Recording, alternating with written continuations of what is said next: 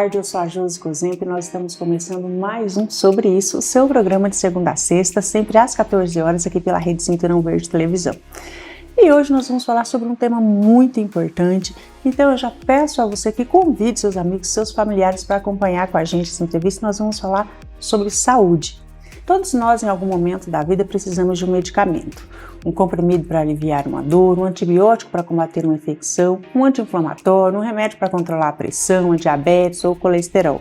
Mas existe uma pergunta que talvez pouca gente faça. Será que sabemos realmente usar medicamentos da maneira correta? A automedicação continua sendo uma prática comum no Brasil.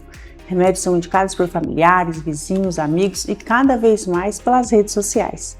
E muitas pessoas interrompem tratamentos por conta própria, misturam medicamentos sem orientação ou acreditam que produtos naturais não oferecem riscos. São hábitos que podem interromper tratamentos, provocar efeitos adversos graves e até colocar vidas em risco.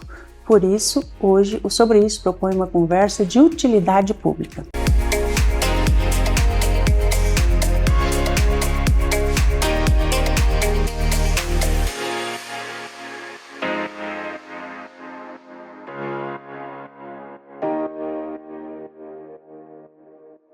E para essa conversa nós recebemos o professor Dr. Mário Neto.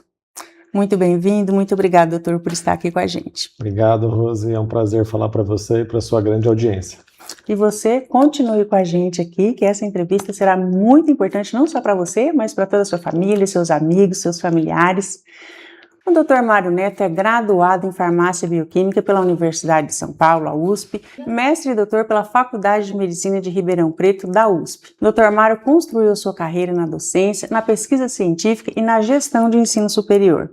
É diretor-geral e um dos responsáveis pela implantação da faculdade UMFG em Cianorte, uma instituição que ajudou a estruturar desde a sua chegada à cidade em 2017.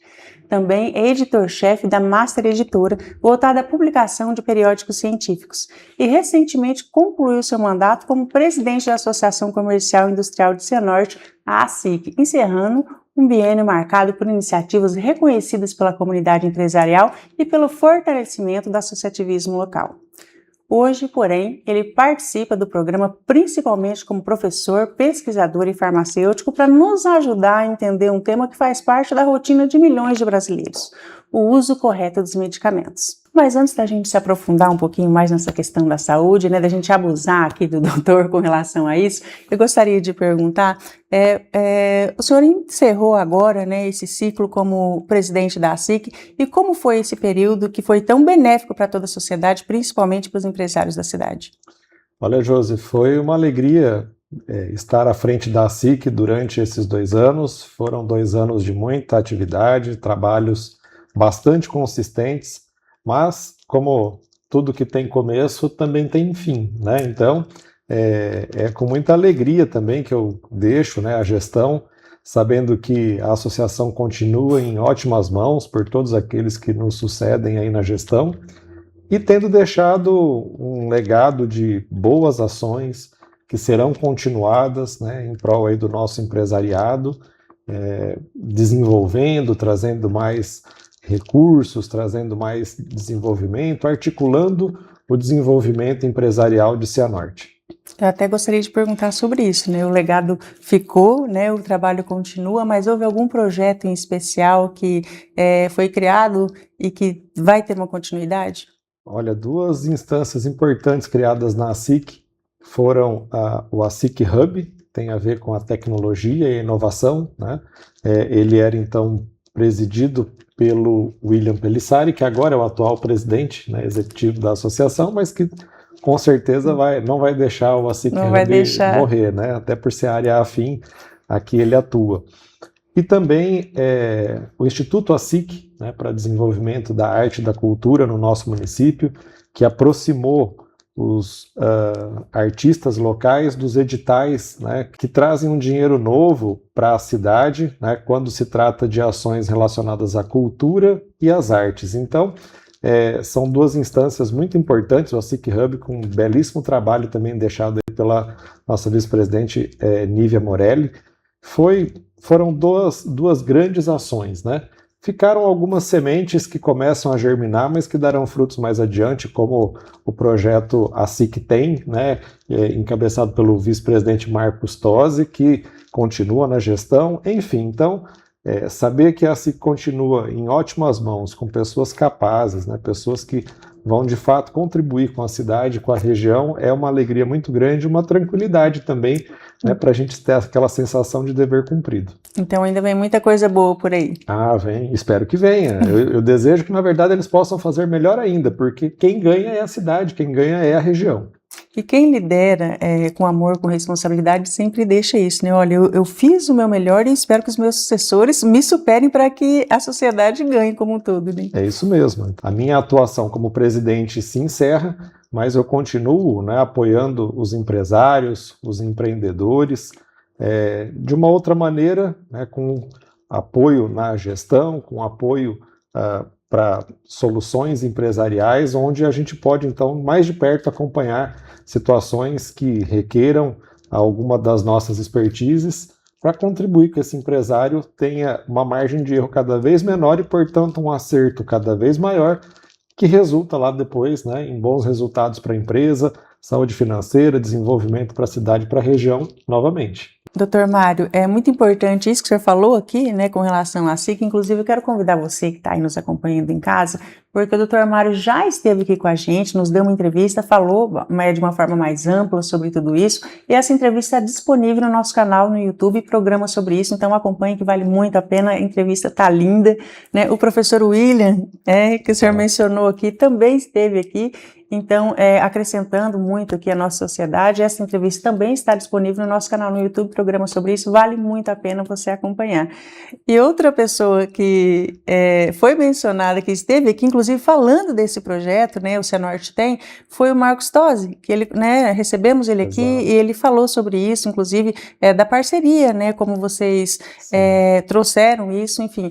E a entrevista do Marcos Tosi está disponível também no nosso canal no YouTube, programa sobre isso, e foi realmente muito encantadora, né, essa ideia, esse projeto sobre o Cianorte tem de reforçar o comércio cianortense. O projeto Cianorte tem, ele foi idealizado pelo Marcos Tosi. Então, logo que ele me trouxe a ideia, nós tivemos a preocupação de rapidamente buscar o registro dessa marca, né? Ele, com toda a sua generosidade, abriu mão, né, de ser algo dele, né, para entregar isso para a associação comercial. Então nós temos os registros, né, de URL, né, que aqueles domínios de site, né, Cianorte tem, e como eu disse, é um projeto que iniciou, mas que ainda deve perpassar algumas gestões, eu acredito, né, para que ele esteja consolidado aí na sua plenitude. Afinal de contas, Cianorte tem muitas coisas, né?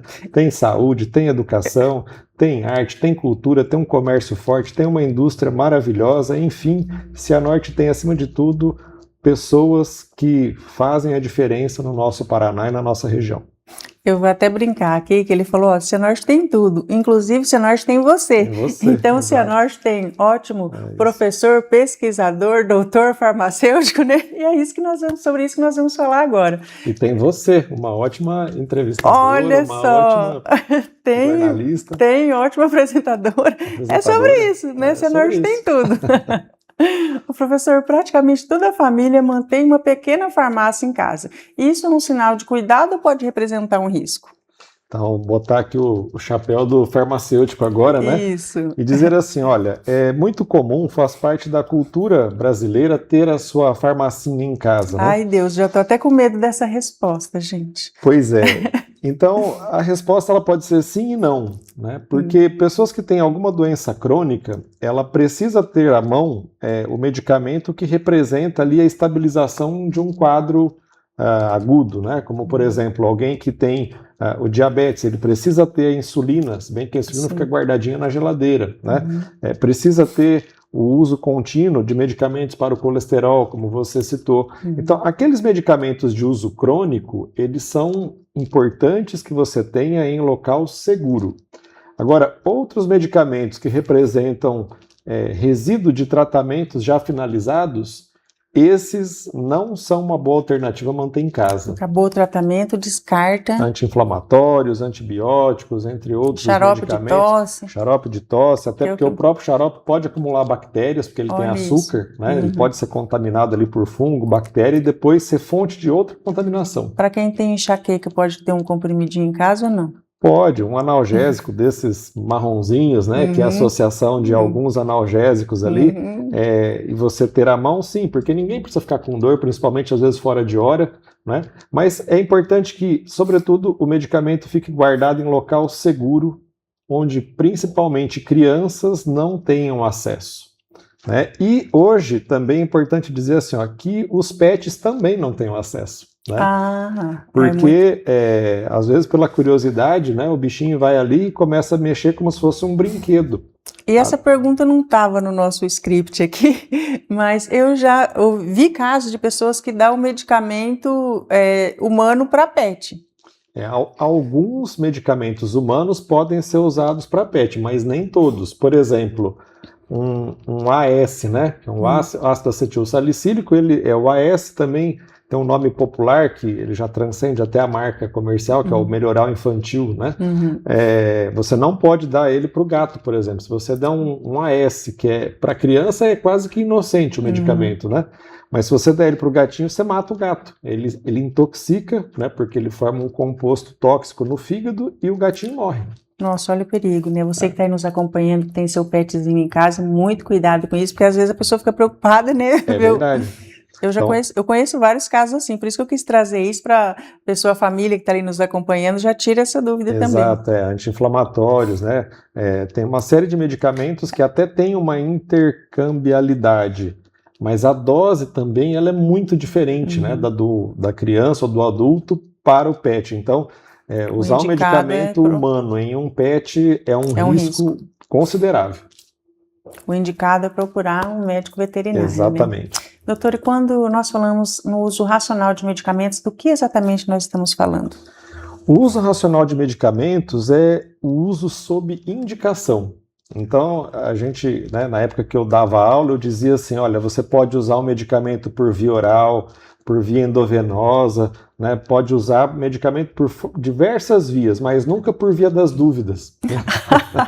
Essa foi boa. Então, a gente por via das dúvidas jamais. Não use. Né? Procure uma informação especializada. Porque, às vezes, tem aquela cultura, né, de que o que vale para um vale para o outro, e isso não é necessariamente verdade. Já que a pessoa usou, né, por via das dúvidas, vou usar também. Se eu melhorar, bem. Se não melhorar... Tá frio, então muita gente ficando gripada, então eu já vou usar um antigripal para prevenir. Não é assim que funciona, né? Você só usa o medicamento se tiver realmente a indicação para usá-lo. Vou dar um exemplo assim que é bem fora, mas que aí a pessoa vai conseguir entender o que eu quero falar, né? Por exemplo, você vai tomar insulina porque um dia você pode vir a ficar diabético? Não. Não é? Então, os demais medicamentos da mesma maneira. Você não vai tomar só porque um dia você pode precisar. Não, o dia que precisar, você vai usar. Doutora, a Organização Mundial da Saúde trata esse assunto como de utilidade pública. Por quê?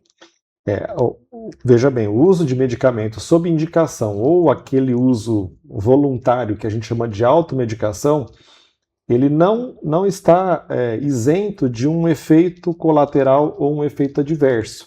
E que, às vezes, a depender da dose, ele representa, inclusive, um risco de intoxicação. Aliás, eu faço uma pergunta aqui para você, Josi, para a sua audiência. Você sabe a diferença de efeito colateral e efeito adverso? Ou será que é a mesma coisa? Soa semelhante. Mas não é. O efeito colateral, ele é um efeito que você não desejaria obter, mas ele é previsível. Porque já vem na bula ali do medicamento, né? Pode acontecer isso. Então, exatamente. Eu vou citar de novo aqui o efeito da aspirina, né?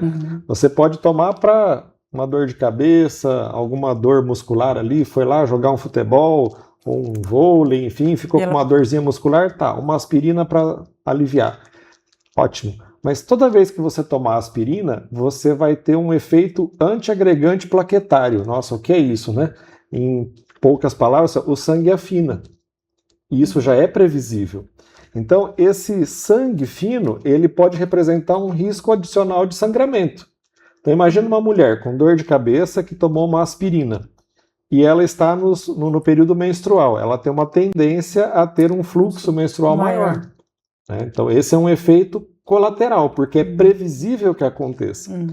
Agora, você toma qualquer medicamento ou a própria aspirina e tem alergia. Eu não sei quem vai ter alergia, não sei se você terá alergia, não é previsível que você então, tenha. No caso, é uma Esse é o efeito adverso. Agora, o colateral, 100% das pessoas que tomarem terão aquele efeito. É por isso que a gente não pode nem ler a bula, gente. É melhor... Porque se a gente vê todo o efeito colateral, a gente já fica até com medo de tomar o medicamento. Mas é por isso que é importante usar sob indicação, né? Sob indicação médica. Então, há medicamentos que, por exemplo, a dipirona, né? É um analgésico também, é um antitérmico, mas tem pessoas, principalmente mulheres, que já têm a pressão muito baixa. E a dipirona, ela tem um efeito no sistema nervoso central que leva a um gatilho de vasodilatação. Então, alguém que já tem a pressão baixa, se tomar dipirona, pode ter a pressão menor ainda, aí vai ter aquela sensação de desmaio, né? Aquela sensação de desfalecimento, né? E isso é porque tomou a dipirona. Às vezes a pessoa associa com outras coisas, né? Então, e também, obviamente, todo o efeito está relacionado à dose. Então, hoje você tem medicamentos com várias faixas de dosagem. E aí a pessoa minha dor de cabeça está muito forte, vou tomar uma dipirona de 1000 miligramas, 1 grama. Ela pode ser muito para você. Então, aí no meu caso eu tomo, daí eu já tenho a pressão baixa, daí fica... E aí eu vou assim, olha, por exemplo, o medicamento ele é feito para uma média da população. Então, uma média, né, homens em torno ali de 70 a 90 quilos. E mulheres numa faixa um pouco menor, né, de 50 a 70 quilos. Agora, imagina que a medicação... Ninguém precisa revelar se está dentro dos quilos. Ninguém precisa. Mas imagina que o medicamento fosse igual aquele suco que vinha no saquinho, que a gente colocava no jarro, né? Então, se eu puser menos água e jogar aquela mesma quantidade do pozinho, ele vai ficar mais concentrado. Sim. Imagina que a água que ficou lá mais concentrada é todo o fluido do seu corpo. Então, fica fácil de perceber que quanto menor a sua massa corporal... menos massa o medicamento tem para se diluir e, portanto, ele vai ficar mais concentrado, o efeito tende a ser mais intenso. Se a pessoa tem uma massa corporal maior, o medicamento é como se ele tivesse uma tendência a se diluir mais. Então, é por isso que a gente tem pessoas que dizem assim, eu tomei e não senti muito efeito, o outro tem um efeito muito severo. Tem muitos outros fatores associados a isso, a genética, variações até mesmo da forma do receptor, né, que o medicamento se liga lá dentro do corpo, né, como se fosse uma chave, uma fechadura. Então, existem muitas variáveis. Né, então não é simples assim, vou tomar isso daqui... Não, é por isso que também existe uma grande quantidade de medicamentos. Né? E aí, né, para as mamães que estão nos ouvindo aqui, o que a gente dá para uma criança que está ali com sintoma, né, de febre, que tem a mãe percebe ali que a criança está com uma dorzinha no corpo, um desconforto, não é? Bom, a primeira coisa é sempre buscar a orientação do pediatra, não é? Mas se você já tem essa orientação, na minha época era o melhoral infantil, né? Era o AS, né? Que era o que mais se pensava. E as crianças aceitavam bem porque é docinho, né? Docinho, né? Ou a dipirona. Hoje, esses medicamentos continuam no mercado, mas existem drogas que são consideradas mais seguras, como o ibuprofeno, né? Então, o ibuprofeno, ele representa uma segurança maior para a criança que toma o analgésico antitérmico, sem tantos efeitos colaterais ou adversos como você poderia ter, né, com o uso da dipirona ou com o uso do AS. Você continue por aí que você vai ficar em choque com as respostas aqui, viu? Doutor, o brasileiro aprendeu a utilizar medicamentos de maneira consciente ou ainda existe uma forte cultura de automedicação? A automedicação ela é muito forte no nosso país, mas ela também é muito incentivada pelo modelo das nossas farmácias, né? Então, você entrar na farmácia, você é convidado a parecer que está num supermercado. Banquinha disso. Tem a cestinha e tal, e tem medicamentos que estão ao seu alcance, né? Esses antigripais, os analgésicos mais simples, né, alguns antiácidos, eles estão ao alcance da sua mão. Doutor Mário Neto, o senhor mencionou que o antiácido, existe alguma contraindicação para tomá-lo? O antiácido, como qualquer outro medicamento, ele precisa ter uma indicação.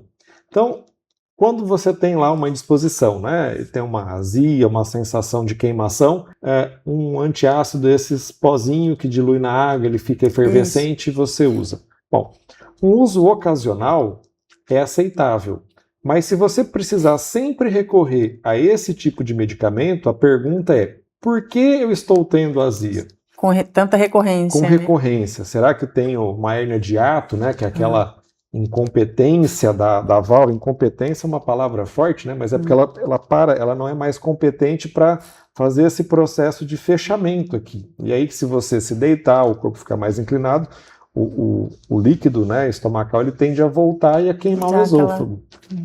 Pois é. Então, por que eu estou tendo azia? Essa é a pergunta, né? Será que eu também posso não ter uma úlcera, que eu estou mascarando ali, usando só quando eu sinto a necessidade? Então, recomenda-se, né, sempre a visita ao médico, ao gastro. O sintoma, ele está sempre denunciando alguma coisa. Exatamente. O normal é nunca sentir nada, né? Uma outra coisa que eu dizia nas aulas, assim, né? Você se lembra que tem orelha? Não, por quê? Porque não dói. Exatamente. Se você tiver uma espinha, ou né, quem furar a orelha aqui começar a inflamar, você vai, ela vai ficar toda hora lembrando essa orelha, orelha, orelha, né? Por quê? Então. Porque aquilo vai ficar dando um sinal para você de que algo está errado, né? E também, se você me permite fazer aqui uma brincadeira, né? O pessoal, quando tem dor no joelho, né? Aí já com mais idade vai no médico e o médico diz, né? O seu joelho dói pela idade. E o paciente diz assim: não é pela idade, porque o outro joelho tem a mesma idade e não dói. Né? Não é mesmo? Então, tem alguma coisa nesse joelho. Então tem algo ali que precisa ser investigado. E sempre que você tem a dor, ela já é um mecanismo natural para te sinalizar que algo não está bem. É como se fosse o alarme. Né? Se alguém entrar na sua casa, o alarme vai soar. Então há uma invasão. Então a dor é um sinal de que algo não está bem. Ela pode ser um sinal de inflamação, pode ser sinal de que alguma coisa ali realmente merece a sua atenção. Nós vamos para uma pequena pausa e voltamos já.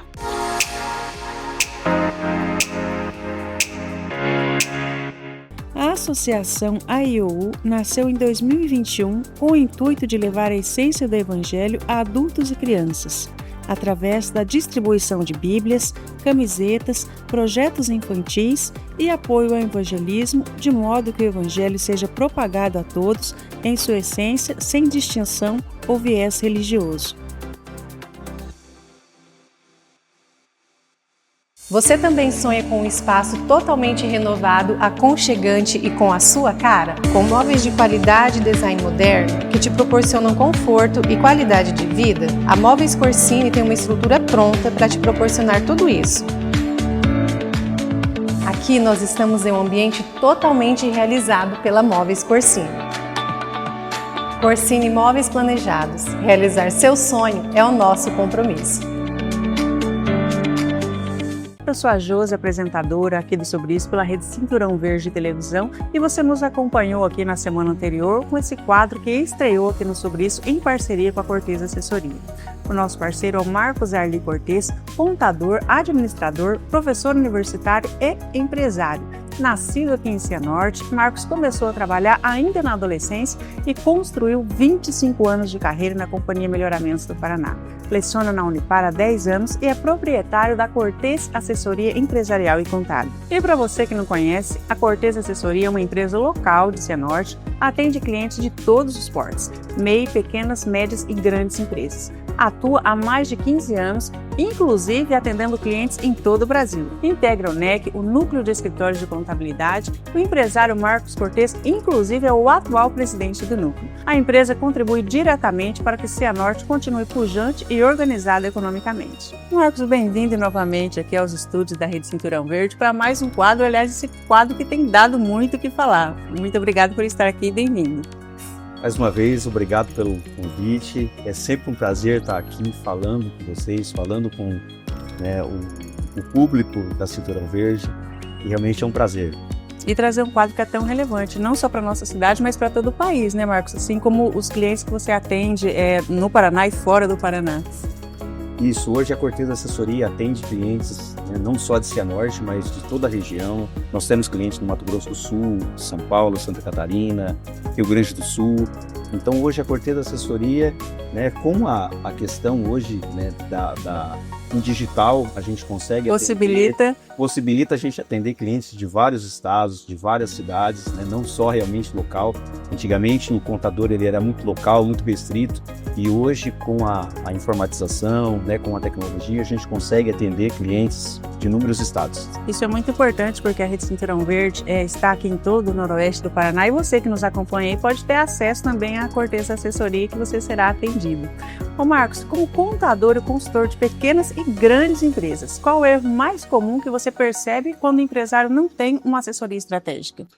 Josi, isso é uma pergunta bastante importante, e a gente percebe assim, que quando o empresário ele tem uma assessoria, ele não tem só uma contabilidade fiscal, uma contabilidade contábil realmente, quando ele trabalha com a assessoria, ele consegue se desenvolver. Nós temos um dado importante em relação ao país, né, isso é uma estatística nacional, que 85% das empresas elas fecham até o 3º ano de constituição. Isso por quê? Porque o empresário ele não conhece do seu negócio, ele não conhece da sua atividade? Não. Né? Quando você entra, o empresário constitui uma empresa de confecção, uma empresa de calçado, uma empresa de alimentício, ele conhece o seu ramo. Mas qual é a dificuldade? A gestão. Então, quando ele não tem uma gestão, quando ele não tem uma assessoria, é muito difícil ele continuar. Por quê? Porque hoje a empresa ela não é só vender, né? Hoje ela é uma gestão, ela precisa de uma gestão contábil, financeira, um planejamento, uma área financeira. Então, tudo isso é importante para que a empresa consiga dar continuidade. O Marcos, o que a gente observa é que muitas vezes essas empresas têm um temor de fazer esse investimento e isso acarreta talvez depois num prejuízo ainda maior para a empresa. Com certeza, Josi. Hoje há esse temor, esse mito em o empresário investir numa assessoria, numa consultoria financeira, de planejamento tributário, e com isso ele diminui o seu investimento em relação a crescimento. Então hoje às vezes eu falo para o meu cliente, às vezes R$500 que você paga de honorário é caro e às vezes 5.000 é barato. Depende o retorno que ele te dá, né, o que ele vai te agregar. Então hoje o empresário investir em assessoria, numa consultoria, isso é importante por quê? Porque ele está investindo num crescimento. Né? A gente percebe que quando você não investe, você não cresce. Então você tem que ter investimento. Se você não investir numa assessoria, você não vai crescer, você não vai ter oportunidades de analisar, né, um novo negócio, um novo nicho, uma forma de reduzir os seus impostos, de ampliar o seu negócio. Então é muito importante essa assessoria para crescimento. Marcos, nós estamos falando aqui sobre assessoria contábil. E na prática, o que seria essa assessoria? Importante essa pergunta, porque existe um mito disso, né, dessa assessoria. O que é essa assessoria?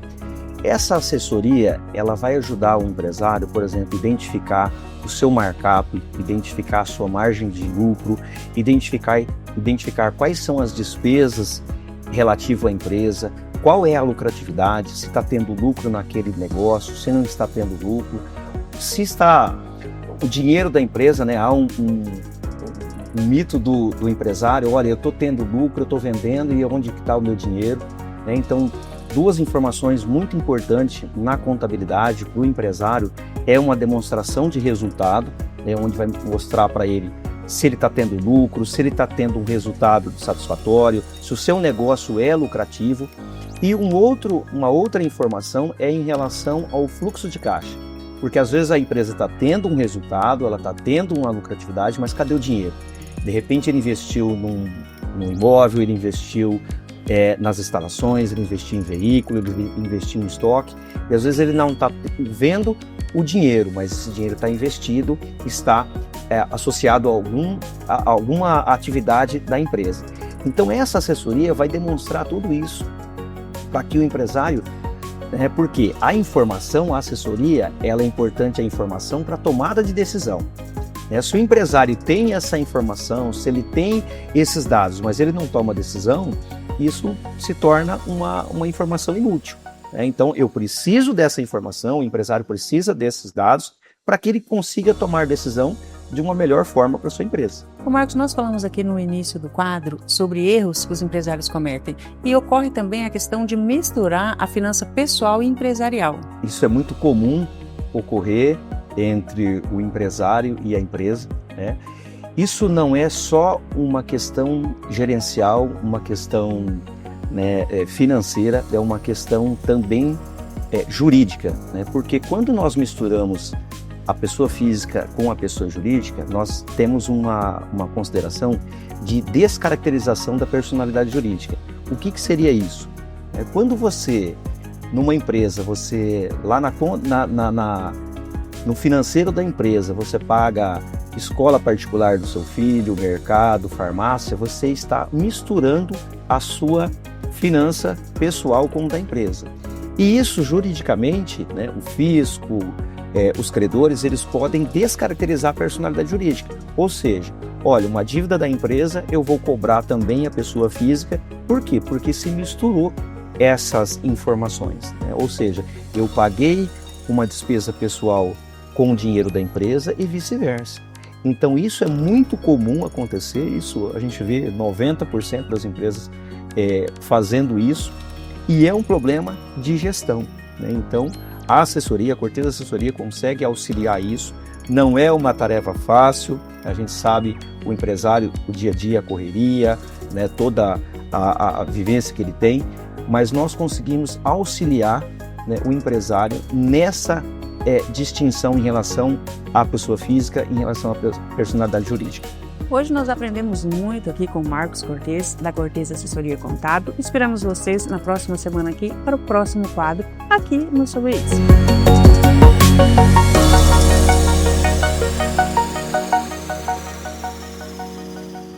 Há 25 anos, a Gesso Goiás nasceu como uma empresa familiar, cresceu de uma pequena estrutura para se tornar referência regional. O atendimento é totalmente personalizado, com atenção às necessidades e desejos de cada cliente. A empresa consolida mais de 2 décadas de tradição, inovação e compromisso com o que mais importa: seus clientes. E nós vamos agora para mais um quadro ASK Transforma. Eu estou aqui com a Luzia Matheus, né? Assim como vocês acompanharam aqui a Renata Rainieri nesse quadro, falando sobre a transformação que aconteceu na vida dela. Luzia, eu tenho um grande prazer em saber como que foi para você a transformação na sua vida. Então, eu conheci a Creuza num momento muito importante da minha vida. Foi quando eu parei com o meu trabalho tradicional, né? Me aposentei. E aí eu me vi em casa assim, sem fazer nada. E não é de mim, né, ficar sem fazer nada. Aí a Creuza já era... A minha filha era cliente da Creuza. E daí ela me disse: mãe, vai até a Creuza e vê, né, o que você pode fazer para não ficar em casa parado. Foi aí que eu fui até ela e de lá para cá a gente trabalhou 10 anos numa empresa diferente juntas, né? E depois veio, quando a SK foi lançada, lançou no dia 1º de setembro de 2023, no dia seguinte eu já estava vendendo a SK. Eu disse para a Creuza: será que eu posso vender esses produtos? Ela falou: lógico que pode. Aí na semana seguinte eu fui viajar, já levei e já fiz minhas clientes, e de lá para cá eu nunca mais parei. E a transformação começou ali nos primeiros passos. A transformação começou ali com aquela caixa que eu ganhei no dia da inauguração da SK, que foi maravilhoso. Comecei a usar os produtos e assim continuei as minhas vendas e não parei mais. E hoje eu sou, né, uma embaixadora líder, porque qual é o diferencial? Você trabalhar com produto de qualidade, você tem um produto de qualidade nas mãos, é tudo que a gente precisa para fazer as vendas, né? E saber conhecer os produtos, falar dos produtos, né? O produto fala por si só. O produto fala por si só. E quando a pessoa conhece, aí sim, o casamento está feito. Sim, não tem o que falar, né? Essa semana eu estive fora, cheguei ontem à noite de viagem, estava em Mato Grosso, em Sinop, e eu fui fazer uma apresentação dos produtos num salão. né? A menina faz maquiagem, essas coisas, cabelo, tudo. E aí, quando eu comecei a falar dos produtos, tem fotos, todos os produtos falando, ela falou, não, para, eu quero trabalhar com esses produtos, eu quero vender esses produtos. Não quero só consumir. Não, eu não quero só consumir. Se transformou a sua vida, vai transformar a minha também. Sim, e aí ela já quis saber mais de se tem plano de carreira, se não tem, e como é a empresa, e assim, foi maravilhoso. E né, tem sido, mudou muito a minha vida, a SK. Porque além de você levar produtos bons, de qualidade, que fala por si próprio, né, como você disse, você leva autoestima para outras mulheres. E hoje o que eu mais gosto é poder ver outras mulheres felizes, sabe? Isso para mim não tem preço. Isso saber que você leva resultado. Você leva resultado, você leva autoestima, você leva... Gente, é tudo Nosso bom. quadro que é SK Transforma, que a gente fala como transformou a sua vida, mas aqui eu já estou vendo que transformou a vida de muitas outras pessoas. Muitas. A satisfação que você tem em saber que está transformando outras vidas. Nossa, isso não tem preço. Para mim, isso é maravilhoso, né? Fui em outros salões lá também. Eu vou falar o nome da cidade, Sinop. E, gente, foi maravilhoso. Eu tenho minhas clientes lá que, quando eu vou, já é tudo encomenda. E aqui em Maringá, você é de Maringá, né? Eu sou de Maringá. Você foi a Sinop e lá a passeio. se apaixonaram também. Sim, sempre que eu vou para lá, passeio, já levo já tenho minhas clientes fixas lá. Luzia, inclusive a ASK está em mais de 5 estados, né? E a gente vê uma semelhança aí na sua história, na sua trajetória, assim como a da Creuza, que é levar essa transformação não só na própria vida, mas na vida de outras mulheres e trazer a independência financeira. Não, é importante isso aí, né? Tem uma certa semelhança, assim, porque quando eu comecei a trabalhar com a SK, eu me apaixonei pela marca, pela qualidade, porque eu primeiramente usei. Aí depois que eu usei, eu falo assim com tanta convicção que é bom o produto, como diz o Carlos estava falando. Eu fiz uma pergunta, me fizeram uma pergunta esses dias assim, qual a diferença entre o cosmético e o dermocosmético? E eu respondi que ele atingia até a segunda camada da pele, né? Na verdade, quando é a terceira camada da pele. Corrigindo, né, Carlos? Luzia, eu até comparei a sua vida, né, a sua trajetória com a da Creuza, a Creuza Zé, que é a cofundadora da ASK, porque você tem feito esse papel de influenciar outras mulheres também. Sim, porque como diz, né, eu estava meio perdida mesmo, sem saber o que fazer, entendeu? Porque eu vinha de um trabalho consecutivo de 25 anos. Aí quando você se vê parada, sem fazer nada, você fica meio deprimida, né? Poxa, eu vou fazer o quê, né? Não, eu tenho que fazer alguma coisa. Aí eu entrei nesse mundo das vendas, que pra mim foi, assim, a melhor coisa que eu fiz na minha vida, sabe? Te trouxe um resultado emocional e financeiro. E financeiro também, né? Aí fiquei nesse mundo dessa outras vendas 10 anos. E depois que a SK veio, aí melhorou tudo, né? A autoestima, além de trabalhar com produto de qualidade, poder trazer benefícios para as outras mulheres e ainda ganhar dinheiro, né? Que é muito bom. Muito bom, né? Vamos e combinar. Poder ajudar outras mulheres também a fazer o mesmo trabalho que eu faço, né? E hoje eu já tenho 8 na minha equipe, 8 mulheres, né? Que eu impactei e não pretendo parar por aí, né? E por isso que hoje eu sou uma líder de venda. Só vem crescendo, né? Além das minhas vendas que eu ganho, né? Ainda tenho bônus também, que é a empresa maravilhosa que proporciona isso pra gente. É isso, esse é o resultado de ser uma embaixadora ASK. Sim, uma embaixadora líder que eu amo, que eu faço, gente. E quem até hoje não trabalha com venda, tá aí pensando que pra mim não tem o que fazer. Gente, venha pra SK. Venha trabalhar com a gente, Venha ser né? uma embaixadora, Venha né? ser uma embaixadora, ali você vai encontrar tudo de... Gente, a ASK hoje é uma família que só vem a crescer, crescendo cada dia mais. Ali nós temos aquele acolhimento, crescimento, a gente aprende, eles dão um suporte pra gente poder trabalhar, desenvolver como pessoa, como embaixadora, como Desenvolvimento financeiro. Isso, desenvolvimento financeiro, que isso é maravilhoso, isso é igual. Muito obrigada, Luzia. Esse foi mais um quadro da SK Transforma com a Luzia Matheus. E se cuidar da pele também pudesse transformar a sua vida? Construa sua renda, gerencie seu tempo, tenha flexibilidade e cresça com uma marca que valoriza você. E o melhor, você pode trabalhar tudo na palma da sua mão. Com a PPSK, você vende, gerencia e atende suas clientes sem sair de casa. Seja uma embaixadora SK. Baixe o aplicativo e comece agora.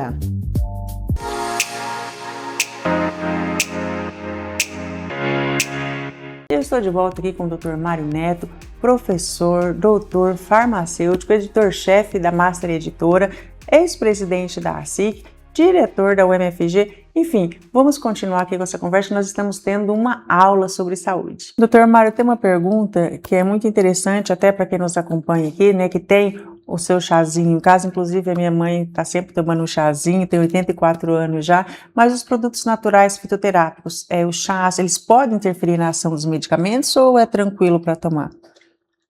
O chá poderia considerar como sendo como se você estivesse tomando com água, mas de uma forma importante dizer assim, olha, nem todo chá é igual, né? Então, as pessoas já com uma certa idade, como eu acredito que é o caso da sua mãe, ela vai saber muito bem distinguir o que é a hortelã, né? Do que é a cidreira, a melissa, né?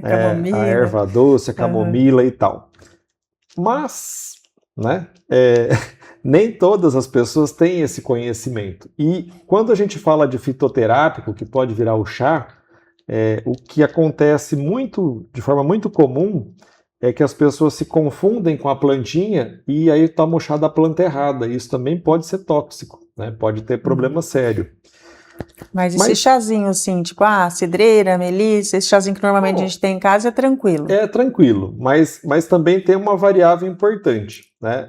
Eu acho que até Porque tem uns que ele tem um efeito meio calmante. Aí se a pessoa já toma algum medicamento, pode ter alguma... A interação é menor, mas sim, pode. Porque se ele caminha na mesma direção do efeito do medicamento que você já ingere normalmente, ele pode somar o efeito. Pode potencializar. Mas o chá, ele tem uma característica assim, ó. Pé de manga, dá manga o ano inteiro? Não. Então, é uma pena, né? É uma pena, porque poderia dar manga o ano inteiro. Mas então, o chazinho, aquela plantinha que tem, né, que a gente usa para fazer o chá, ela também não tem o princípio ativo na quantidade grande que a gente gostaria o ano todo. E a plantinha que tem no quintal da casa lá da sua mãe, ela pode ser que tenha uma quantidade maior ou menor de princípio ativo em relação à plantinha que eu tenho, a mesma plantinha que eu tenho lá na minha casa, simplesmente pela questão do solo, se ela é melhor irrigada ou não, se ela toma mais sol, né? Se é uma plantinha que está próximo de outras e que às vezes ela pode representar ser uma praga ou outra plantinha representar ser uma praga para ela. Então, são muitas variáveis para você falar assim, eu cultivo tal plantinha e a partir dela, lá do meu quintal, eu faço o chá. Pode dar certo? Pode.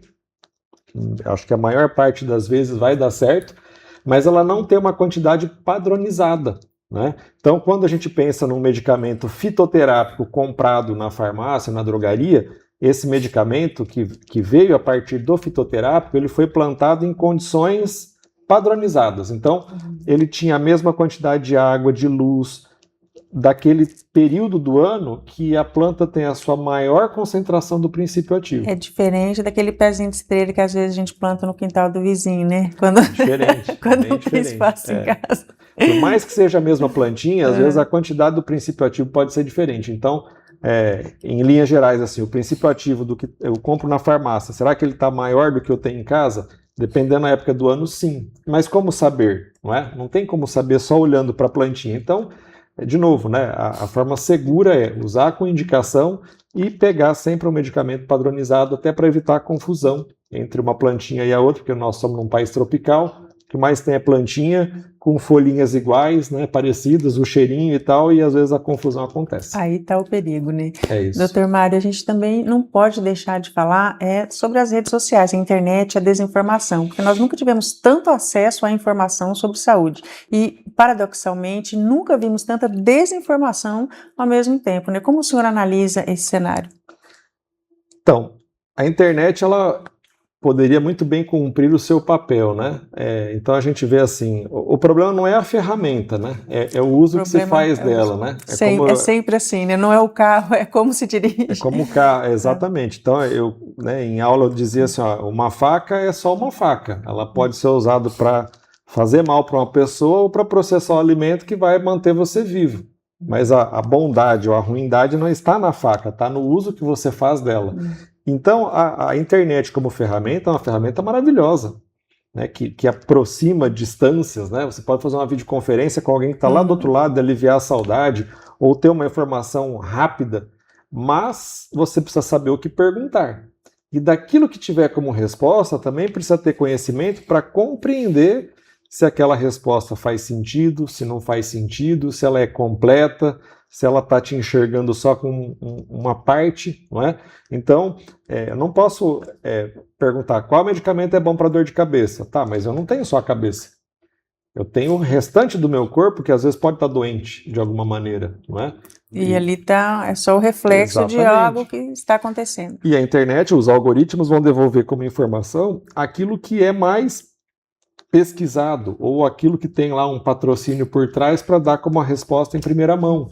Nem sempre a melhor resposta por esse motivo. Então, quem faz a pesquisa na internet precisa ter um senso crítico de entender assim, olha, por mais que a resposta possa estar correta, aquela resposta pode não ser aplicável para mim, porque eu tenho que me enxergar como um todo e não só como aquela parte que dói, digamos assim.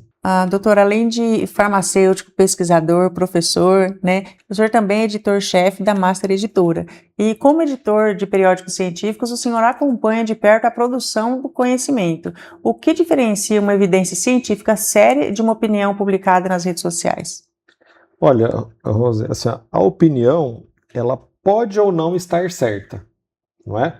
Então, vamos pensar assim, né? Agora nós estamos entrando aqui, acabou a Copa pra gente, né? Infelizmente, né? Infelizmente. Então, vamos entrar no período eleitoral. Eu falo assim, ó, quem vai ganhar a eleição? Em qualquer nível, né? Para qualquer cargo. Você pode ter uma opinião, né? Eu tenho a minha. Mas será que essa opinião está correta? Né? E se for divergente, qual está correta? Então, como é que eu vou saber se a minha opinião está correta? Eu vou me pautar por uma pesquisa, né, por uma pesquisa que tem método estatístico, que pegou um recorte da população e aí pôde ali avaliar, né, nas camadas sociais a preferência do eleitorado. Então, a sua opinião ela pode corresponder à verdade ou não. Então, trazendo isso para a sua pergunta, qual é a diferença do senso comum, né, da opinião, da mera opinião, para aquilo que tem o rigor científico? O rigor científico ele é comprovado, ele tem um resultado que reflete um método de obtenção daquele resultado. Então, seja a análise estatística, a observação de um fenômeno, de um evento. Então, na ciência, a gente diz assim que algo é possível de ser publicado se aquela evidência ela pode ser replicada.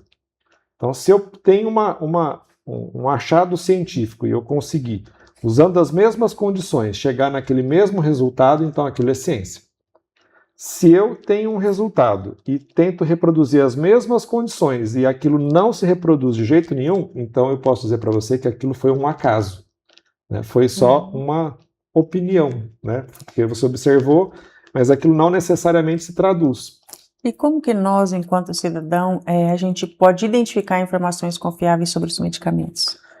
Informações confiáveis sobre medicamentos vocês podem obter no site dos laboratórios fabricantes, no site da Anvisa, né, em bons sites relacionados à saúde pública, Anvisa. Nós não recomendamos, né, que essas informações sejam obtidas de sites que têm por trás um interesse na venda do medicamento. Porque se por trás daquela informação existe o interesse da venda, A pergunta que o consumidor deve se fazer é assim: o quanto aquilo de fato está me levando para um consumo que talvez não é o melhor para mim, sem fazer toda aquela salvaguarda, né, de se você for gestante não pode, se você for hipertenso não pode. O quanto isso está sendo protegido ou quanto está sendo só falar assim, compre que todos os seus problemas vão se acabar. Né? Isso não é bem... Então é muito importante a gente ter esse senso crítico daquilo que pode ser vendido sem da informação que é veiculada sem interesse comercial daquela que é veiculada com interesse comercial. Então é importante estar sempre analisando, né? É importante. E, doutor, nós temos um público muito grande aqui de famílias e agora nós vamos falar sobre os cuidados que toda família pode ter em casa. Como deve ser feito o armazenamento correto dos medicamentos? Banheiro, cozinha, em que local, qual é o local mais adequado? O medicamento deve ser guardado em um local seguro. E que é um lugar seguro? Um armário, se você tiver crianças, de preferência com chave, sem que ela consiga alcançar, então se for um lugar alto, melhor, não é? E protegido da luz, para que a luminosidade não interfira nas moléculas, né? Porque a luz do sol ela tem radiação ultravioleta, e o ultravioleta ele pode interagir, ele tem uma energia naquele raio luminoso que pode produzir reação química e mudar a molécula. Então, protegido do alcance de pessoas indefesas, digamos assim, né? Ou de pets, né? Como a gente citou no início da matéria, protegido da luz e protegido da umidade. Esse é o ideal. Observando também se o medicamento depende de uma temperatura mais baixa para que você possa guardá-lo em geladeira ou não. Mas se tiver que guardar em geladeira, envolve no papel alumínio, para que também, cada vez que você abrir a geladeira, não tenha ali uma exposição à luz, né? E nós já até falamos aqui sobre guardar o medicamento que sobrou, né, do último tratamento. Esse nem pensar. Esse nem pensar. Acabou, né? Ok, me recuperei antes do prazo, mas é importante que você se mantenha utilizando o medicamento pelo prazo prescrito, né? Se você for uma pessoa muito altruísta e sobrou um medicamento em ótima qualidade, cápsula ou comprimido, faça uma doação para alguma das entidades que podem dar um bom uso para aquele medicamento, não é? Mas sobrou 4, 5 observar se está comprimidos. bem conservado, está dentro do prazo de validade. Preserva as mesmas condições. Aqueles que são diluídos, né, antibióticos que vêm naqueles frascos, normalmente um frasco branco, né, que você coloca água para eles poderem ser depois utilizados, independente de ter usado tudo, né, se sobrou, aqueles não podem ser reaproveitados por outra pessoa. Se sobrou, tem que descartar, jogar fora. Doutor Mário, e como diretor de uma instituição que forma profissionais de saúde, qual é o maior desafio na formação das novas gerações? O desafio na formação, ele está sempre pautado em você conseguir transmitir o conhecimento teórico associado à prática. É muito importante que você não saia só querendo botar a mão no paciente sem saber o porquê, sem saber qual é a função daquele procedimento. Mas também não adianta você saber toda a teoria sem nunca ter tido a prática, né? Então, a associação teoria e prática, ela é fundamental para formar qualquer profissional, mas principalmente os profissionais da saúde. Eu faço para você uma pergunta, né? Eu li o manual inteiro de pilotagem de avião, mas eu nunca pilotei um avião. Vamos viajar comigo? Mas nem pensar. É a mesma situação, né? Agora, de outro lado, é assim, eu sou uma pessoa curiosa, né? Já mexi trabalhava tudo no ali, aeroporto lá, conseguia já fazer... sei para que servem esses botões. Exatamente. Então, eu tenho conhecimento prático, mas nenhuma teoria, eu não sei nem inglês, né? E os botõezinhos do avião tudo em inglês, não é? Uhum. E aí, você viajaria comigo? Sem chance. Então, você percebe qual a importância da teoria e da prática, né? Então, o profissional, ele precisa disso. E, se me permite dizer aqui, obviamente que ao dizer isso eu não estou falando mal de nenhuma outra instituição, mas eu estou falando do bom trabalho que nós fazemos na faculdade, o MFG. Então, a associação teoria e prática, ela é muito forte desde o início de cada curso, para que o estudante realmente, quando receba o diploma, ele se sinta alguém apto para exercer a profissão. Isso faz toda a diferença na pessoa que vai ser atendida, né? Exatamente. Então, isso é extremamente importante. Inclusive, no último mês, nós fizemos a inauguração da nossa policlínica, né, de fisioterapia e psicologia. Praticamente 2.000 metros quadrados de uma área nobre, num padrão que não vou fazer propaganda aqui, né, mas daqueles hospitais renomados lá de São Paulo, né? Pois é, naquele padrão, para atender a nossa população e totalmente gratuito. Então, esse é um papel muito importante da instituição de ensino, né? Também acolher a nossa comunidade, mas com qualidade, com todo respeito, com toda a atenção que cada pessoa merece. Proporcionar que os cidadãos tenham a oportunidade de ter esse atendimento. Né? Exatamente. Doutor, e esse trabalho é sempre baseado em evidência científica? Sempre baseado em evidência científica. Então, o fisioterapeuta não é o massagista, né?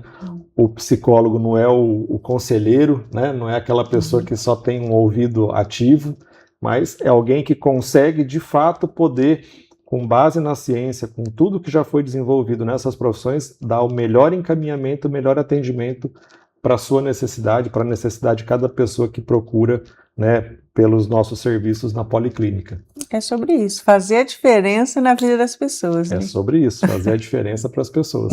Dr. Mário Neto, muito obrigado por estar aqui com a gente. Foi um prazer muito grande recebê-lo aqui para essa entrevista. Josi, o prazer foi meu falar com você e com toda a sua grande audiência nessa quantidade imensa de municípios que nos assistem. E eu espero recebê-lo aqui para falar de outros assuntos também, que são muito pertinentes aqui, não só para a Cianorte, mas para toda a região.